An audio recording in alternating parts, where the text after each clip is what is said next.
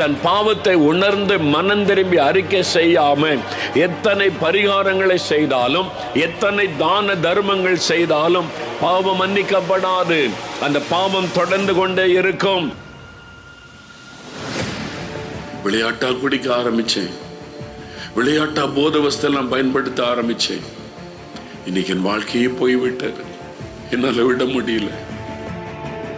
உங்க நோயை குணமாக்க 2000 வருஷத்துக்கு முன்னால அவர் சிலுவையிலே காயங்களை ஏற்றுக்கொண்டார், உங்க மேல வைத்தான்.